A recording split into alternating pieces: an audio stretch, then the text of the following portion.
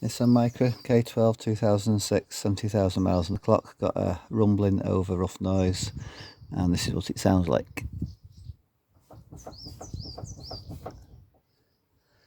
So I'm gradually turning the wheel backwards and forwards.